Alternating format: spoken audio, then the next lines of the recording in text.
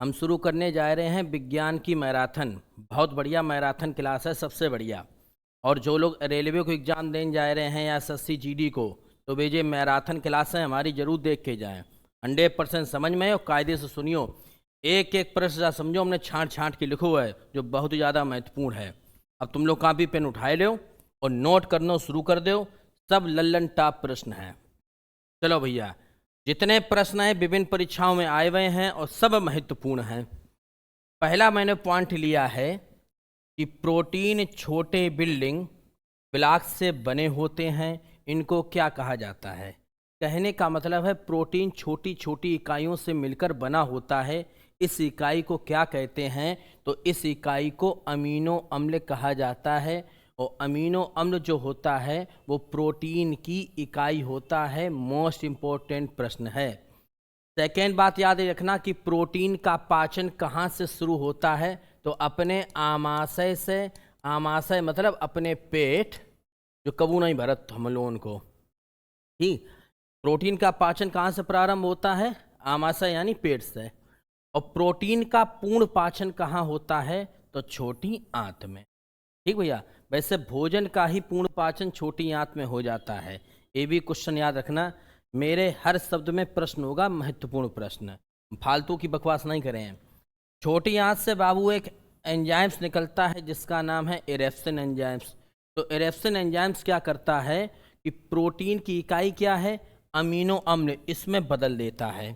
कहने का मतलब है कि जब तक प्रोटीन अमीनो अम्ल में नहीं टूटेगा तब तक आपको एनर्जी नहीं मिलेगी। बात पल्ले पड़ी, खूब याद हुआ। तो प्रोटीन की इकाई क्या है बाबू, अमीनो अम्ल है। प्रोटीन का पाचन आमाशय से शुरू होता है। प्रोटीन का पूर्ण पाचन छोटी आंत में। और कौन सा एंजाइम्स है, जो एरेप्सिन एंजाइम्स, जो प्रोटीन को अमीनो अम्ल में बदलता है। कोई दिक्कत तो नहीं? अब भाई दिक्कत तो बनी रहे। विज्ञान की वह शाखा जो ट्यूमर के बारे में बताती है उसको क्या कहते हैं। तो बताओ भैया, विज्ञान की कौन सी शाखा के अंतर्गत हम ट्यूमर का अध्ययन करते हैं। तो बाबू एक शाखा है जिसका नाम है ऑन्कोलॉजी।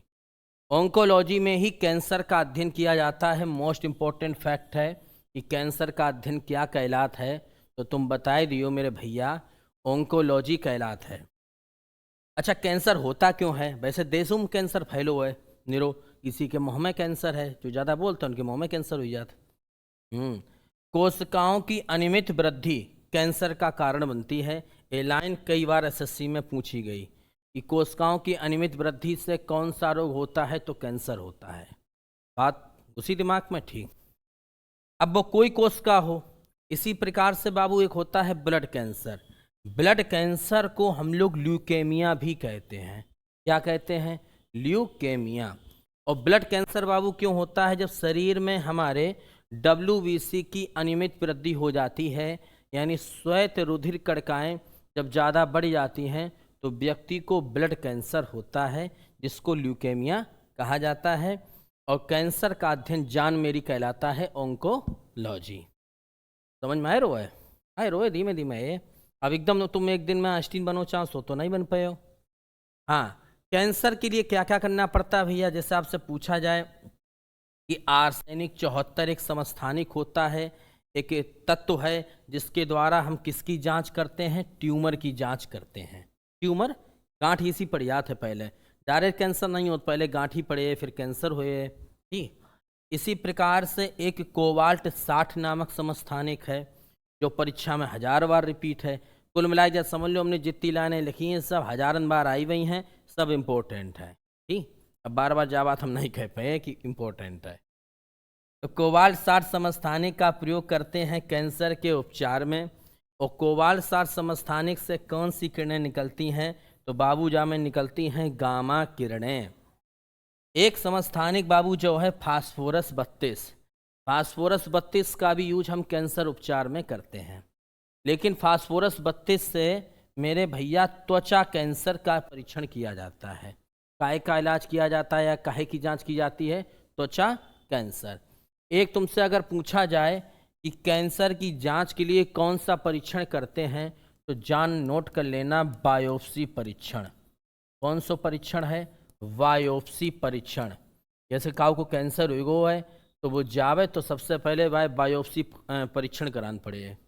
अब तो कैंसर आम बीमारी हुई, क्या करे, तो ना सड़ो गलो खाने ही खाते ही हम लोग हैं। अब आई जाओ बाबू, विज्ञान की एक शाखा है जिसका नाम है यूजेनिक्स। क्या नाम है? यूजेनिक्स। तो यूजेनिक्स में किसका अध्ययन किया जाता है? मानव प्रजाति में सुधार आनुवंशिक अभियांत्रिकी के द्वारा, यानी आने वाली जो मानव प्रजाति है उसमें कैसे सुधार किया जाए, इसका अध्ययन क्या कहलाता है? यूजेनिक्स कहलाता है। बात पल्ले पड़ी। आने वाली मानव प्रजाति है जो पीढ़ी है, क्योंकि मौसम बदल रहा है, जलवायु बदल रही है, तो कैसे हम लोग उसमें रहें, इसका अध्ययन क्या कहलाता है? यूजेनिक्स। इसी तरीका से वृद्धावस्था का अध्ययन क्या कहलाता है? जेरेंटोलॉजी। जेरेंटोलॉजी वृद्धावस्था का अध्ययन। वैसे भी जरा माने बुढ़ापा होता है, बुढ़ापा सबसे बड़ी बीमारी है, सबसे बुरी बीमारी है।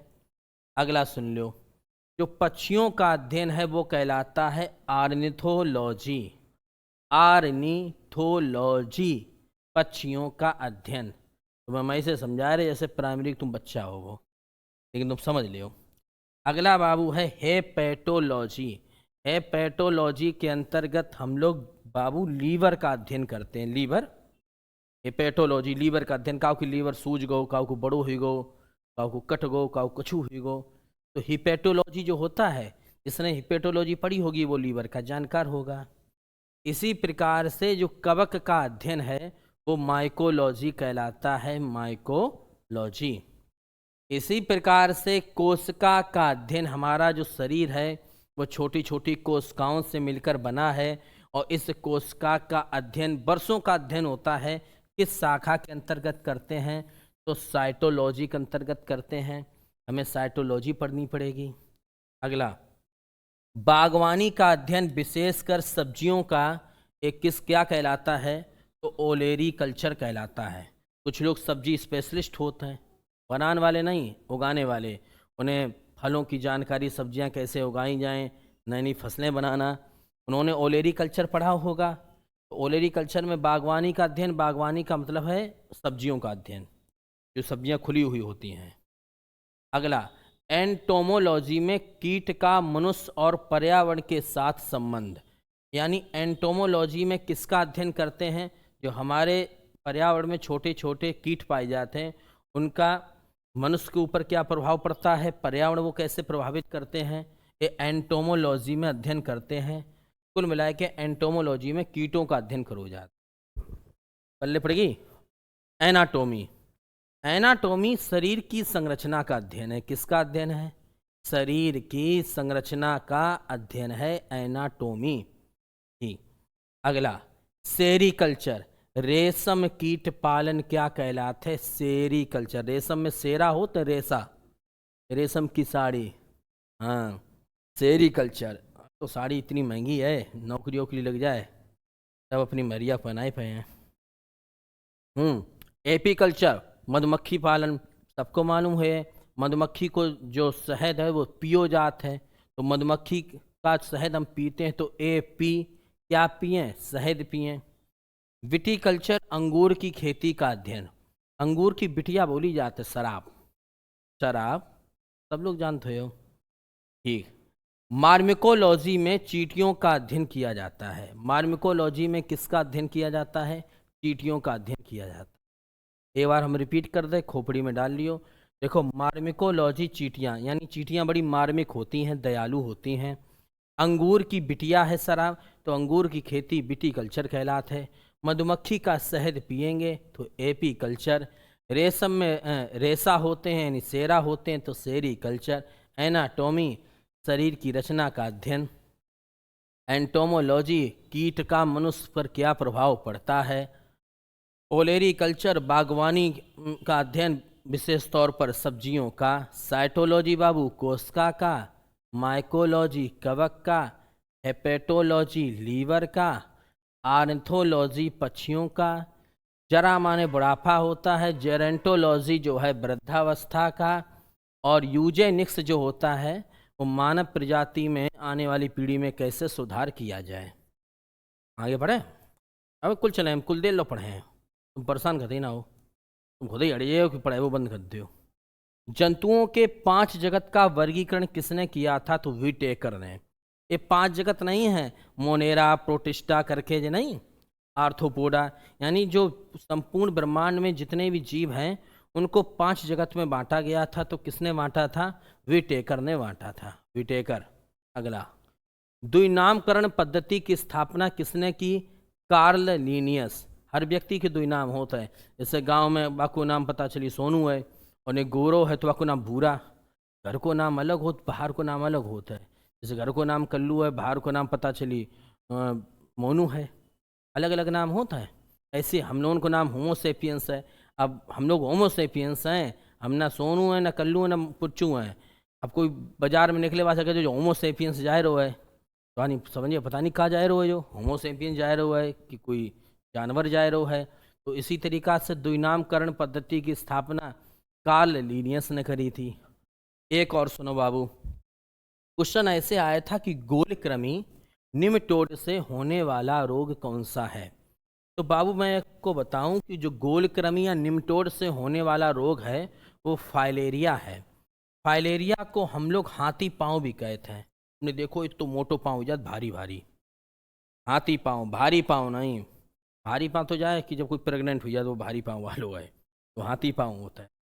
और जो बीमारी कब होता है? जब क्यूलेक्स मच्छर काट ले। तो जब क्यूलेक्स मच्छर काट लेता है तो हमारे शरीर में बूचेरिया नामक परजीवी घुस जाता है, और वही परजीवी क्या करता है? तुम्हारो पाँव सुजाई देत है। तो ऐसे याद रखिए, तुम्हारो कौन मोटो मोटो पाँव देखो तो वाने पूछी अंग्रेजी में, क्यों भैया, क्यों लेग्स में क्या हुआ? क्यों लेग्स में क्या हुआ? तो क्यूलेक्स मच्छर। तो बाने जाके सब भैया मच्छर ने हमें बुचर दो, हमारे गांव में तो बुचर दो बोल जाता है।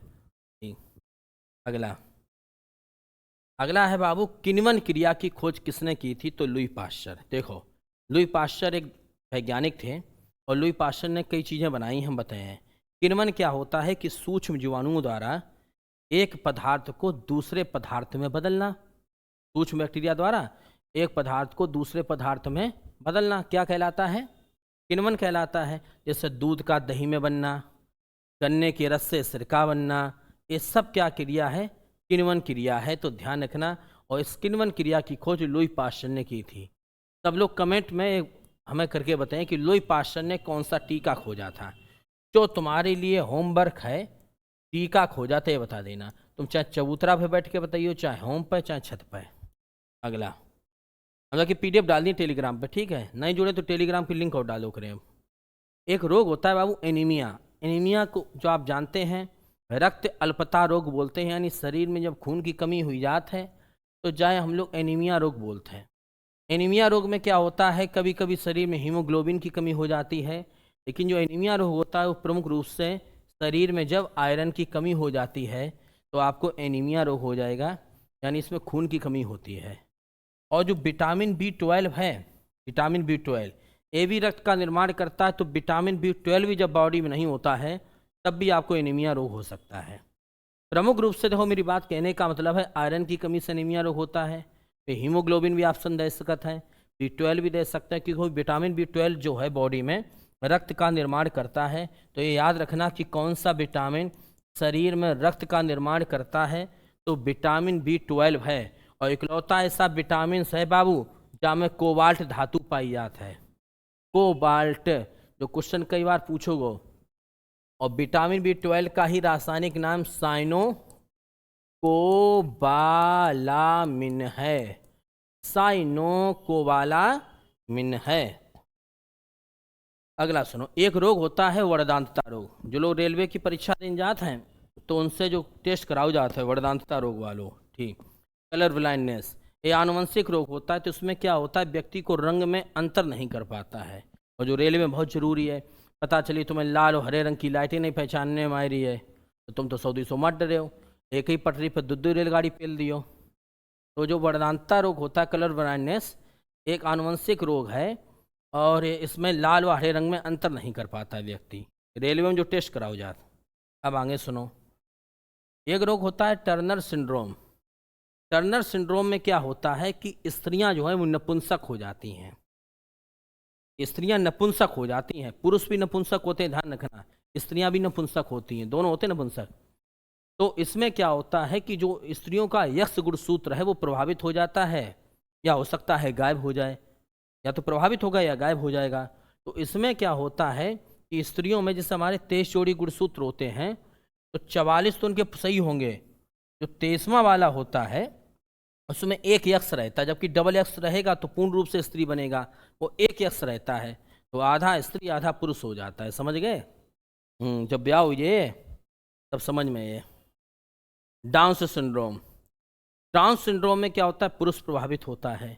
इसमें पुरुष नपुंसक हो जाते हैं, और इसमें व्यक्ति क्या होता है, पुरुष पागल भी होते हैं। यानी डाउन सिंड्रोम व्यक्ति पागल भी हो जाता है और नपुंसक भी हो जाता है। इसमें क्या होता है कि पुरुषों का ज़्यादातर 21वीं जोड़ी का गुणसूत्र प्रभावित होता है। एक क्वेश्चन पूछा गया था कि 21वीं जोड़ी का अगर गुणसूत्र गड़बड़ हुई जाए तो क्या हुई हो, तो पुरुष नपुंसक हुई है। लेकिन का गुणसूत्र सही है तो वो नपुंसक है। अगला, प्रथम एंटीबायोटिक दवा का नाम क्या था? देखो बताओ भाई, प्रथम एंटीबायोटिक जो दवा थी उसका नाम था पेंसिलिन। अच्छा, पेंसिलिन होता क्या है? एंटीबायोटिक दवाएं क्या होती हैं? जैसे मान लीजिए जो जीवाणु जनित रोग होते हैं उनमें एक एंटीबायोटिक दवा दी जाती है ताकि जीवाणु एक्टिव दोबारा ना हो। तो पहली एंटीबायोटिक दवा थी पेंसिलिन, और इसको बनाया था अलेक्जेंडर फ्लेमिंग ने। किसने बनाया था? अलेक्जेंडर फ्लेमिंग ने। और जितनी भी एंटीबायोटिक दवाइयाँ होती हैं, पेंसिलिन, टेरामाइसिन, पोकामाइसिन, दुनिया भर की आइसिन माइसिन, तो वो हमेशा कवक से बनाई जाती हैं, कवक से, यानी सड़े गले पदार्थों से। ये ध्यान रखना। जैसे जहर से जहर की दवा बनती है। आगे सुनो, एक रोग होता है हीमोफीलिया, इसको बोलते हैं अतिरक्त स्राव। यानी इसमें क्या होता है, जैसे कट गए, थोड़ा बहुत हल्का फुल्का कट गए, तो 3 से 4 मिनट में आपका रक्त का थक्का बन जाना चाहिए। लेकिन इस रोग में ऐसा नहीं होता है। इसमें क्या होता है, अतिरक्त स्राव, यानी खून जो है लगातार निकल के रह जाता है। यह एक प्रकार का आनुवंशिक रोग होता है बाबू। और इसमें रक्त का थक्का नहीं बनता है, क्योंकि बॉडी में क्या होती है, विटामिन के की कमी हो जाती है। आपको मालूम होगा विटामिन के ही शरीर में रक्त का थक्का बनाने का काम करता है। तो बॉडी में अगर आनुवंशिक रूप से विटामिन के की कमी है, तुम्हारे माता पिता के थी, उनके बब्बा के थी, दादी की थी, तो तुम्हारू हिस्सेगत है हीमोफीलिया। अगला, आनुवंशिक पदार्थ आपका कौन सा है? डीएनए है, सबको मालूम है। तो डीएनए जो होता है वो कोशिका में कहाँ कहाँ होता है? एक तो भैया आपके माइटोकॉन्ड्रिया में होता है, और माइटोकॉन्ड्रिया का दूसरा नाम याद रखिए, सूत्रकणिका। ना भूल जाओ तो भूल जाओ, हम क्या कराएं। माइटोकॉन्ड्रिया को दूसरा नाम है सूत्रकणिका, जहाँ में आपको आनुवंशिक पदार्थ डीएनए होता है, और इसे कोशिका का पावर हाउस भी कहते हैं। और आपका आनुवंशिक पदार्थ डीएनए जो होता है वो केंद्रक में भी पाया जाता है, यानी जिसको हम नाभिक भी बोलते हैं। इसमें भी आपका आनुवंशिक पदार्थ प्रमुख रूप से तो इसी में होता है, और आपका माइटोकॉन्ड्रिया में भी पाया जाता है। जो केंद्रक होता है इसके कोशिका का नियंत्रक कक्ष कहते हैं। नियंत्रक कक्ष का मतलब ये हुआ कोशिका के जितने भी अंग होते हैं इसके कंट्रोल में रहते हैं। जैसे पीयूष ग्रंथि है, अपनी पिट्यूटरी ग्रंथि मास्टर ग्रंथि कहलाती है। इसी तरीक़ा से पूरी कोशिका का कंट्रोल कौन संभालता है? केंद्रक। और कोशिका का पावर हाउस कौन कहलाता है? माइटोकॉन्ड्रिया। आगे आओ, एक बाबू रोग होता है विल्सन। विल्सन आनुवंशिक रोग है, और शरीर में जब कॉपर की अधिकता हो जाती तो व्यक्ति को विल्सन रोग होता है। कौन सा रोग? विल्सन। विल्सन रोग में हमेशा लीवर प्रभावित होता है। ये ध्यान रखना कि विल्सन आनुवंशिक रोग है और कॉपर की अधिकता से होता है। तो इसमें कौन सा अंग प्रभावित होगा? तुम्हारा लीवर। लीवर, यकृत। आगे आ जाओ बाबू, अवशेषी अंग। हमारे शरीर में तमाम ऐसे अवशेषी अंग हैं जिनका हम यूज नहीं करते, क्योंकि हम लोग पहले विकसित हो गए। पहले घास खाते थे, पहले जंगलों में रहना पड़ता था, तमाम परिस्थितियां ऐसी थी। अब हम लोग विकसित हो गए तो तमाम अंगों का यूज नहीं किया। जिन अंगों का हम यूज नहीं करेंगे वर्षों तक, हजारों वर्षों तक, तो वो अंग जो हैं अवशेषी अंग हो जाते हैं। एक अपने बॉडी में अवशेषी अंग है जिसका नाम है अपेंडिक्स। क्या नाम है? अपेंडिक्स। अपेंडिक्स को हिंदी में बोलते हैं कृमि रूप परिशेष का। और एक किसका हिस्सा होता है? बड़ी आंत का हिस्सा होता है अपेंडिक्स। आज की डेट में कंडीशन क्या है कि अगर अपेंडिक्स पड़ जाए तो ऑपरेशन कराना पड़ता है। पहले अपेंडिक्स बहुत काम की थी जब हम लोग आदि मानव थे, क्योंकि अब पहले अपेंडिक्स जो होता है वो सेलुलोज का पाचन करता है। अब हम लोग कहाँ सेलुलोज खाते हैं? सेलुलोज का मतलब है बरसी मरसी में अब कोई खाता है? अब कोई नहीं खाता, अब तो रोटी वगैरह है सब खाता है। तो ये जो सेलुलोज के पाचन करने में मदद करता था, हमने सेलुलोज खाना ही छोड़ दिया। हम खाते हैं रोटी है, मेवा है, और चीज़ें हैं, अंडा मुर्गा जो कुछ खाओ। ठीक। अगला सुनो, कोशिका की आत्महत्या की थैली बाबू किसे कहते हैं? लाइसोसोम को कहते हैं। लाइसोसोम कोशिका की आत्महत्या की थैली कहलाती है। और ये ध्यान रखना कि कौन सी कोशिका का कौन सा अंग जब फट जाता है तो व्यक्ति को कैंसर होता है, तो कैंसर का कारण ही लाइसोसोम है। लाइसोसोम की थैली होती है कोशिका के अंदर, अगर वह फट गई तो पूरी कोशिका नष्ट हुई है, यानी हम तो डूबेंगे सनम, तुमको भी ले डूबेंगे। तो वह भैया पूरी कोशिका नष्ट हुई जाती है, और जब वह पूरी कोशिका नष्ट हो जाती है तो व्यक्ति का कैंसर फैल जाता है। लोग नहीं कहते एकदम कैंसर फैल गो, तो कैंसर फैलने का मतलब है कि तुम्हारी लाइसोसोम की थैलियाँ जो थीं वे गई फट, विस्फोट हुई गो। आगे आओ, प्रोटीन की फैक्ट्री, यानी प्रोटीन का निर्माण बॉडी में कहाँ होता है, कोशिका में कहाँ होता है, तो प्रोटीन की फैक्ट्री कहलाता है राइबोसोम। राइबोसोम जो है वो कोशिका में एक अंग होता है, और वो क्या करता है, प्रोटीन का निर्माण करता है। समझ गए? इसी वजह से इसे प्रोटीन की फैक्ट्री कहा जाता है, राइबोसोम को। अगला, आरबीसी, हमारे शरीर में रक्त में 3 प्रकार की कोशिकाएं होती हैं, आरबीसी, डब्ल्यूबीसी और प्लेटलेट्स। तो हमारे रक्त में जो आरबीसी होती है, इसके निर्माण के लिए सर्वाधिक जरूरी अम्ल कौन सा है, तो ध्यान रखना फोलिक अम्ल। इंपॉर्टेंट फैक्ट है, नया फैक्ट है, मज़ेदार फैक्ट है। आरबीसी के निर्माण के लिए प्रमुख रूप से जरूरी है फोलिक अम्ल। हमारे शरीर में जो आरबीसी होती हैं, लाल उदिर कणिकाएं होती हैं, इनका जीवन काल 20 से 120 दिन होता है, फिर ये नष्ट हो जाती हैं। हम लोग खाना पीना खाते हैं, लीलते हैं, दोबारा फिर बनती हैं। और आरबीसी का जन्म कहाँ होता है? अस्थि मज्जा में होता है। अस्थि मज्जा जो बड़ी बड़ी हड्डियाँ होती हैं, जो मटन वगैरह खाते में जानते हो एकदम नली नहीं सूती जाती भाई। और इनकी मृत्यु कहाँ होती है? प्लीहा। प्लीहा किसे बोलते हैं? तिल्ली को बोलते हैं। प्लीहा को हम लीवर भी, प्लीहा जो होता है वो लीवर का ही हिस्सा होता है, ध्यान रखना। यानी इनका जन्म होता है अस्थि मज्जा में, मृत्यु होती है प्लीहा में।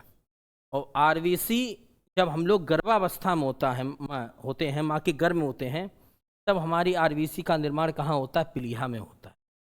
अब आप कहेंगे प्लीहा में कैसे होता है भाई, उस समय अस्थि मज्जा होती नहीं, तब हड्डियों का विकास कहाँ हो पाता है? जब माँ के गर्भ में होते हैं, तब आरबीसी कहाँ बनेगी? आपके प्लीहा में ही बनती है, ये ध्यान रखना। आरबीसी का कोई कार्य समझ लो।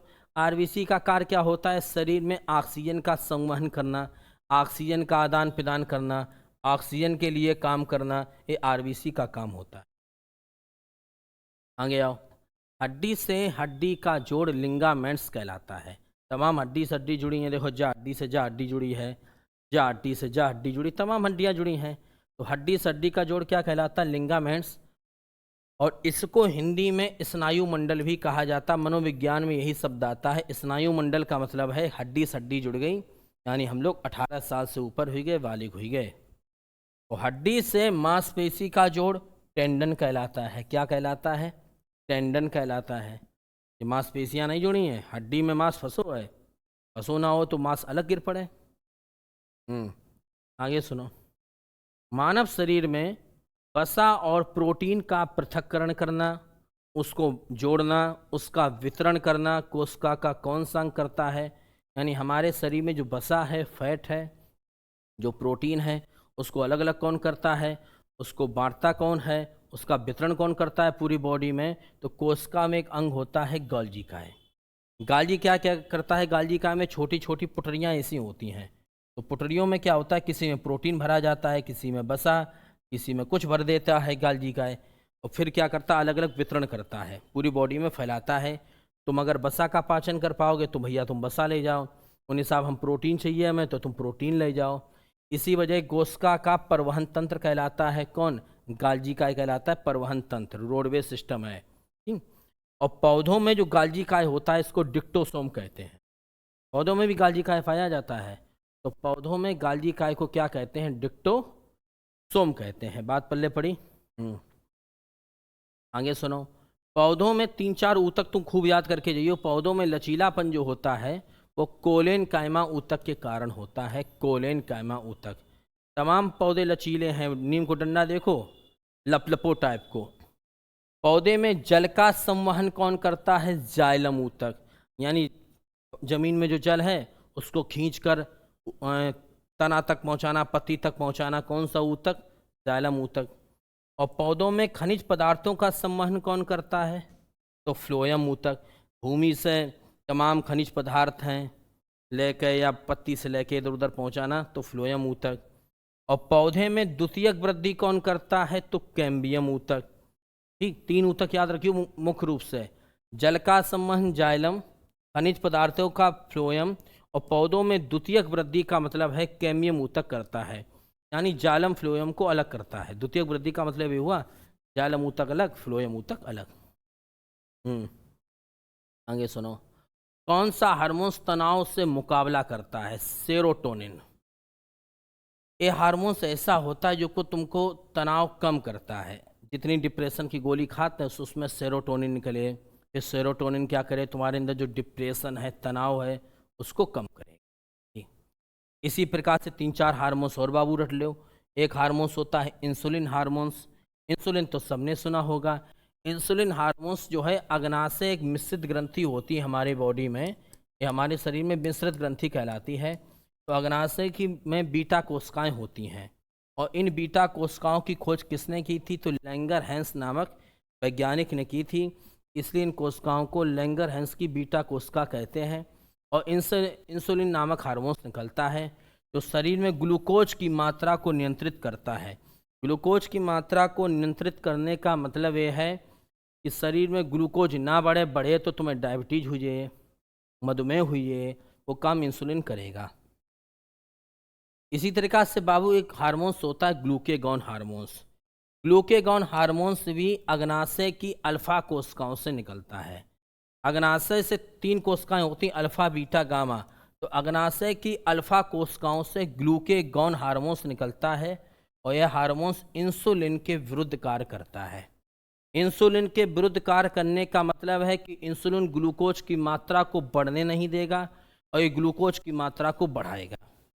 सर पता चली बिल्कुल ग्लूकोज नहीं है, हम ग्लूकोज कह रहे बताओ ग्लूकोज नहीं है तो तुम्हारे लिए आफत है, ज़्यादा है तब भी तुम्हारे लिए आफत है। तो जस्ट इंसुलिन के विरुद्ध काम करेगा ग्लूकेगॉन हार्मोन्स। क्लियर? इसी तरीका से बाबू एक ग्रंथि और है मस्तिष्क की पीनियल ग्रंथि। पीनियल ग्रंथि से मेलाटोनिन हार्मोन्स निकलता है। और पीनियल ग्रंथि क्या करती है?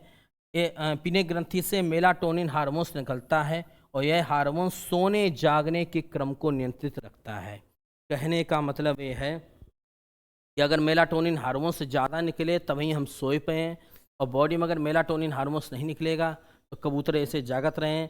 ये हार्मोन्स की क्वालिटी जा होता है कि जो प्रकाश में कम निकलता है, इसलिए मोबाइल रात में अगर चले हो तो जो हार्मोन्स एक्टिव नहीं होता वो व्यक्ति कबूतर ऐसा जागता रहता है। पीनियल ग्रंथि को मस्तिष्क की जैविक घड़ी भी कहते हैं। जैविक घड़ी का मतलब है कि जैसे हमने याद कर लो शाम 4 बजे काऊ घरे पूड़ी खेवे है, अचानक याद आई याद कि 4 बजे हमें पूड़ी खाने हैं। 5 बजे किसी लड़की से मिलना है तो 5 बजे हमें याद आई याद है। इसी तरीका से एक हार्मोन्स है थायरॉक्सिन हार्मोन्स। थायरॉक्सिन हार्मोन्स जो है बाबू थायराइड ग्रंथि जानते हो या कान के पीछे से आई है? अब देख लियो कहाँ पे है, जहाँ हमारे वहीं तुम्हारे हुए हो का अलग थोड़ी ना हुए। तो थायरॉक्सिन हार्मोन्स निकलता है थायराइड ग्रंथि से। थायराइड ग्रंथि बाबू याद रखना शरीर की सबसे बड़ी अंतःस्रावित ग्रंथि है। सबसे बड़ी अंतःस्रावित अगर पूछी जाए तो थायराइड है। और इसी ग्रंथि से थायरॉक्सिन हार्मोन्स निकलता है जो आयोडीन का क्या करता है? संश्लेषण करता है। अगर थायराइड ग्रंथि आयोडीन का संश्लेषण नहीं करेगी तो आपकी ग्रंथि फूल जाएगी, जिसको हम लोग घेंगा रोग कहते हैं या ग्वाइटर रोग कहा जाता है। घेंगा या ग्वाइटर रोग के नाम से जाना जाता है। मेरी बात पल्ले पड़ गई हो तो वीडियो शेयर कर दियो करो यार थोड़ा बहुत। अब इतने बड़े यूट्यूबर नहीं हम जो ज़्यादा शेयर कर पाएँ। ठीक, नेक्स्ट वीडियो फिर है इसको पार्ट अब है।